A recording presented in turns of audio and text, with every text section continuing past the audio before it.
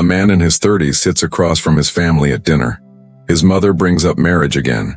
His father mentions grandchildren. His siblings exchange knowing glances. Everyone has an opinion about his single life. Everyone has advice about settling down. And when he says he's chosen not to marry, the room goes silent. Not because they respect his choice, but because they fear it. Friedrich Nietzsche, the philosopher who dared to question everything society held sacred, would tell you this fear reveals something profound. Because when society pressures you to conform, it's never about your happiness. It's about their comfort. When the exceptional man appears, the common man will unite against him. And nothing makes you more exceptional in modern society than choosing to walk alone. Here's what nobody tells you about refusing marriage. Society doesn't fear that you'll be lonely. Society fears that you'll be free. They don't worry you'll regret your choice. They worry you'll prove their sacrifices were unnecessary. They're not concerned about your future. They're threatened by your present. Because every man who thrives outside the traditional structure is living proof that the structure itself is optional. And optional structures lose their power the moment people realize they can opt out. The man who refuses marriage becomes a mirror reflecting uncomfortable truths back at everyone who made different choices. His freedom highlights their obligations. His autonomy contrasts with their compromises. His peace exposes their resentments. And this is why the pressure to conform isn't gentle suggestion. It's desperate insistence. Walk through any social gathering, any family event, any workplace, and watch what happens when marriage comes up. The married men don't celebrate your freedom. They resent it. They make jokes about your lifestyle that carry an edge of hostility. They predict your future loneliness with suspicious enthusiasm. They insist you're missing out with the intensity of people trying to convince themselves. And the women, married or not, often react even more strongly. They question your maturity. They speculate about your commitment issues. They diagnose your supposed fear of intimacy. They pathologize your choice because accepting it as valid would force them to confront their own. Nietzsche understood this pattern perfectly. The individual has always had to struggle to keep from being overwhelmed by the tribe. And nowhere is this struggle more visible than in the decision to remain unmarried. Because marriage isn't just a personal choice. It's a social institution that serves specific functions for society, not necessarily for you. It creates predictable citizens. It generates economic activity. It produces the next generation of workers. It maintains property structures. It enforces behavioral norms. And when you refuse to participate, you're not just making a personal decision. You're withdrawing your support from a system that depends on your compliance. This is the first reason society fears men who refuse marriage. You represent the possibility of a different path. Not better or worse, just different. And different is dangerous to a system built on conformity. The moment one person successfully lives outside the norm, others start questioning why they're still inside it. This is why you'll hear the same arguments repeated endlessly. Who will take care of you when you're old? As if marriage guarantees companionship in your final years. As if nursing homes aren't filled with married people whose children never visit. As if being alone is worse than being trapped in a loveless arrangement. Don't you want children? As if fatherhood requires marriage. As if the world needs more accidental parents. As if wanting something different makes you defective. Aren't you lonely? As if loneliness respects marital status. As if married people never feel isolated. As if solitude and loneliness are the same thing. What's wrong with commitment? As if choosing yourself is avoiding commitment rather than committing to a different priority. As if marriage is the only valid form of dedication.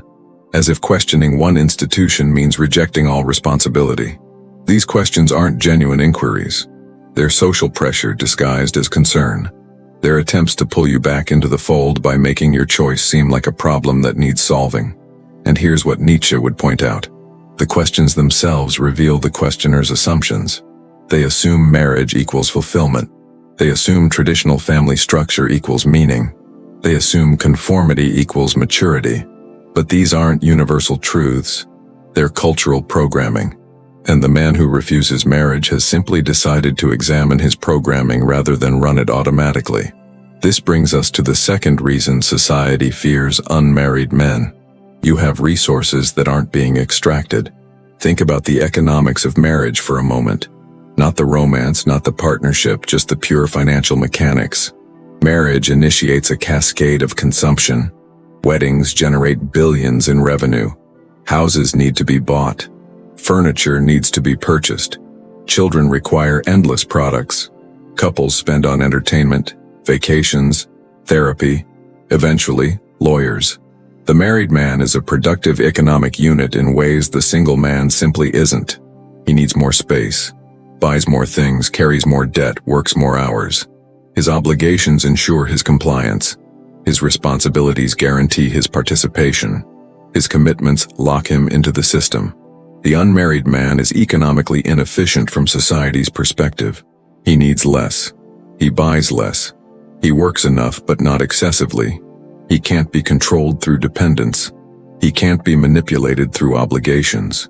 He represents capital and energy that isn't being channeled into approved outlets. And this makes him dangerous to an economy built on perpetual consumption. Nietzsche saw through this clearly. In individuals, insanity is rare, but in groups, parties, nations, and epochs, it is the rule. And one form this collective insanity takes is the assumption that everyone must participate in the same economic patterns, that everyone must want the same things, that everyone must follow the same progression from dating to marriage to house to children.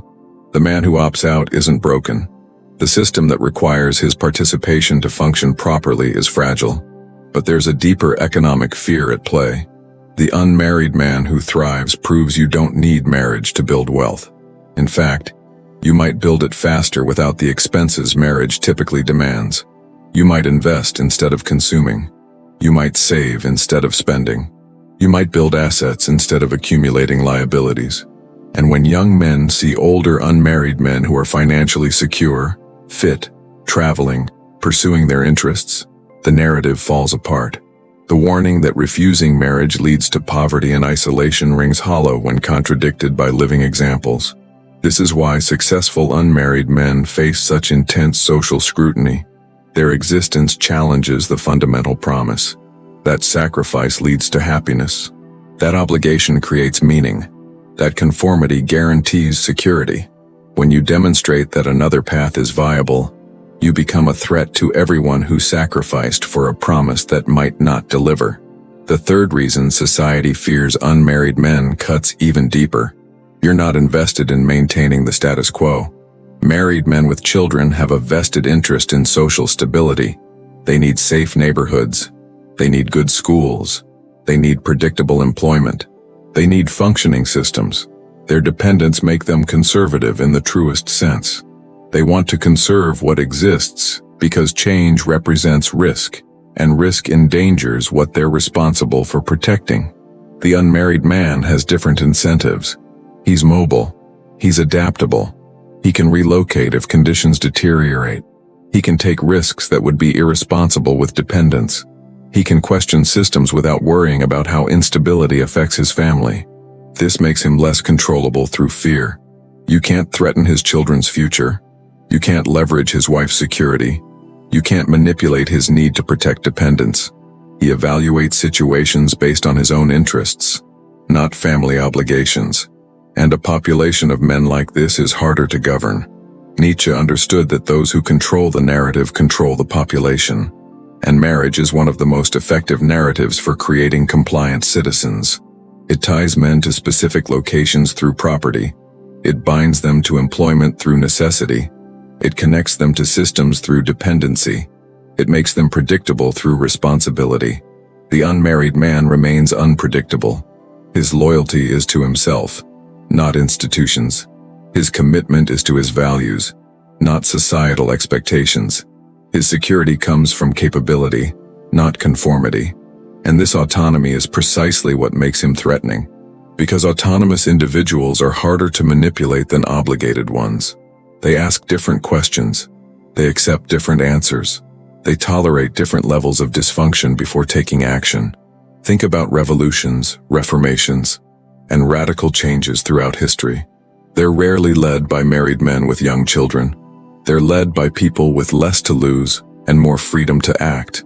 The unmarried man might not be revolutionary, but he has revolutionary potential simply because he's less anchored to systems that demand his acceptance. Qual cidade você está assistindo este vídeo agora? Drop it in the comments. I'm curious to see where our community is watching from around the world. The fourth reason society fears unmarried men is perhaps the most uncomfortable. You force married men to confront their choices. Every married man has moments of doubt. Moments when the obligations feel heavy. Moments when the compromises sting. Moments when he wonders what his life would look like if he'd chosen differently. These moments are normal, even in happy marriages. But they're manageable when everyone around you made the same choice. When refusing marriage seems impossible or irresponsible, your own marriage feels like the only rational option. You didn't choose it so much as flow into it because that's what people do. But when you encounter a man who actively chose differently and isn't suffering the predicted consequences, those doubts intensify. He's not lonely and desperate. He's content, maybe even thriving. He's not immature and irresponsible. He's self-sufficient and deliberate. He's not missing out on life. He's living a different version of it. And this comparison is dangerous because it suggests your sacrifices might have been optional. That the path you thought was necessary was actually just one option among many. That the life you're living isn't the only way to live. Nietzsche would call this the resentment of the common toward the exceptional. Not because the exceptional man is better, but because he's different in ways that make the common man question his commonality. The married man who resents the unmarried man isn't really angry at the unmarried man. He's angry at what the unmarried man represents. Freedom he didn't know he could have. Choices he didn't know he could make. A life he didn't know was available. And rather than confronting these feelings directly, it's easier to criticize the unmarried man's choice, to predict his future loneliness, to question his maturity, to diagnose his supposed issues. Because if the unmarried man is broken, then the married man's choice is validated. But if the unmarried man is fine, then the married man's choice was just that, a choice, not a necessity. And choices can be regretted in ways necessities cannot. This resentment manifests in subtle ways. The married man who constantly tells you that you're missing out is really telling himself he's not. The friend who insists you'll change your mind is hoping you will, so his choice feels more universal. The colleague who predicts your lonely future is projecting his own fears about aging. They need you to fail at refusing marriage because your success at it undermines their entire framework. And here's what makes this dynamic so toxic. The married man isn't your enemy. He's trapped in a cognitive dissonance between the life he has and the life he sees you living. He wants to believe he made the right choice, which requires believing you made the wrong one. But deep down, he knows that right and wrong don't apply to decisions this personal. There's just chosen and not chosen. Accepted and rejected, conformed and refused.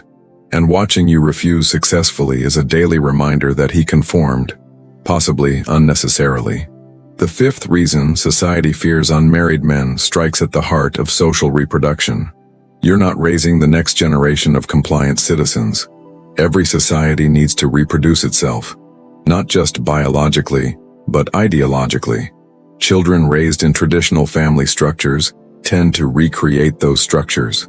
They learn that marriage is normal, expected, inevitable. They absorb the values their parents embody. They perpetuate the patterns they grew up within. This is how societies maintain themselves across generations. But the unmarried man isn't participating in this reproduction.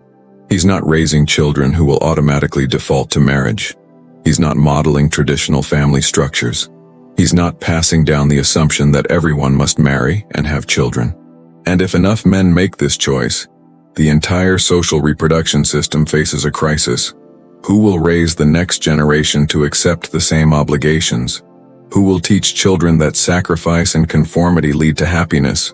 Who will model the traditional roles that keep society functioning in familiar ways? This isn't about whether children need married parents. It's about whether society needs children raised by married parents to maintain its current structure. And the answer is yes, it does. The unmarried man represents a break in the chain. Nietzsche talked about the eternal recurrence, the idea that patterns repeat endlessly unless consciously broken. Marriage and traditional family structure are patterns that have recurred for generations. Each generation raises the next to repeat the pattern. Each married couple teaches their children that marriage is the goal. Each family structure reinforces the normalcy of family structures. The unmarried man is a conscious break in this recurrence. He's saying this pattern ends here, at least in my lineage. I'm not passing this forward. I'm not creating the next link in the chain. And society fears this because if the pattern can be broken individually, it can be broken collectively. If one man can opt out, many can. If one generation questions the assumption, the next might reject it entirely. This is why the pressure to marry isn't just about you. It's about the children you're not having and the values they're not learning. It's about the grandchildren who won't exist to perpetuate their grandparents' choices. It's about the family line that ends with you because you chose yourself over continuation. And this choice is seen as fundamentally selfish, not because it actually is, but because it prioritizes individual freedom over collective reproduction. The sixth and deepest reason society fears unmarried men is existential. You prove that meaning can exist outside traditional structures. This is the fear beneath all other fears. That marriage isn't necessary for a meaningful life. That children aren't required for purpose. That traditional family structures aren't the only path to fulfillment. These aren't just personal preferences, they're civilizational foundations. For thousands of years, marriage and family have been the primary meaning-making institutions. They gave life structure. They provided purpose. They created legacy. They offered continuity beyond individual existence. To question marriage was to question meaning itself. But the unmarried man who finds purpose, builds legacy, creates impact, and lives fully without these structures proves they were never necessary for meaning. They were just one way among many to construct it. And this is terrifying to people who built their entire sense of purpose around marriage and family. If you can have meaning without these things, then what were their sacrifices for? If you can find fulfillment alone, then what is their togetherness worth? If you can create legacy through your work, your ideas, your impact rather than your children, then what happens to the importance of biological continuation? Nietzsche understood this fear intimately. He who has a why to live can bear almost any how. But what happens when society's collective why is challenged? When the assumed path to meaning is revealed as optional? When the emperor's clothes are exposed as non-existent? The unmarried man living meaningfully is that exposure. He's not saying marriage is wrong. He's demonstrating it's not necessary. And necessity is what gave it power. The moment something shifts from necessary to optional, it loses its authority over us. You can choose it freely, but you can also refuse it freely. And this freedom is what society cannot tolerate. Because if men can freely refuse marriage and still live well, then every married man chose his situation. He's not a victim of circumstances or social necessity. He's a person who selected one option among many. And with choice comes responsibility. You can't blame society for forcing you into marriage if men are successfully refusing it. You can't claim you had no other option if other options clearly exist. You can't maintain that everyone must do this if people are thriving without doing it. This is why the successful unmarried man faces such hostility. He destroys the narrative of necessity. He proves the alternative is viable. He demonstrates that the path less taken is actually quite walkable. And every person who sees this has to confront a question they've been avoiding. Did I choose this life? Or did I just accept what was expected? Am I happy because I married? Or despite it? Or independent of it? Is my meaning real? Or is it just the story I tell myself to make my obligations bearable? These questions are uncomfortable because they don't have easy answers. And rather than sit with that discomfort, it's simpler to attack the person who prompted the questions. To dismiss the unmarried man as immature, broken, selfish, afraid. To predict his miserable future. To insist he'll regret his choices. Because if he's wrong, then they can stop questioning whether they're right. But here's what Nietzsche knew, and what every unmarried man eventually discovers. The greatest freedom is the freedom to define your own meaning, not to accept society's definition, not to adopt your parents' values, not to follow the path everyone else walked, but to consciously choose what matters to you and build your life around that choice, regardless of whether it fits traditional patterns. Marriage might be part of that meaning for some people. It might be irrelevant for others. It might be actively contrary to meaning for still others. And all of these positions can be valid because meaning is personal, not universal. The man who refuses marriage isn't rejecting meaning. He's rejecting the assumption that meaning comes in only one acceptable package. He's claiming the right to construct his own purpose, define his own success, and evaluate his own life by his own standards. And this claim is revolutionary because it applies beyond marriage. If you can reject marriage and still live meaningfully, what else can you reject? What other supposedly necessary institutions are actually optional? What other social obligations are really just collective preferences enforced through pressure? This is why society's fear of unmarried men extends beyond marriage itself. These men represent a broader questioning of social authority. They're evidence that individuals can opt out of systems, while those systems insist opting out is impossible. They're proof that the threats used to enforce conformity are largely empty. They're demonstrations that the predicted consequences of refusing to conform are often less severe than the guaranteed costs of conforming. Nietzsche called this the revaluation of all values, not accepting inherited value systems but critically examining them and keeping only what serves you. The unmarried man has revaluated marriage and found it wanting, at least for himself. And this revaluation process, once started, doesn't stop at marriage. It extends to career expectations, financial choices, lifestyle patterns, social obligations, and every other area where society insists there's only one right way. The truly dangerous thing about men who refuse marriage isn't that they're unmarried. It's that they've proven you can examine what society insists is necessary, decide it's not, and live well with that decision. Because if you can do this with marriage, you can do this with anything. You can question your career path even though society says you should climb the ladder. You can reject material accumulation even though culture says more is always better. You can choose solitude over forced sociability even though everyone insists you need to network. You can prioritize your peace over others' expectations even though that's labeled selfish. The unmarried man who thrives isn't just living differently. He's thinking differently. And different thinking is more threatening than different behavior because thinking can spread in ways behavior cannot. You can ignore how someone lives. You can't unhear an idea that resonates. So when society pressures you to marry, understand what's really happening. They're not concerned about your happiness. They're concerned about their comfort. They're not worried about your future. They're worried about their present.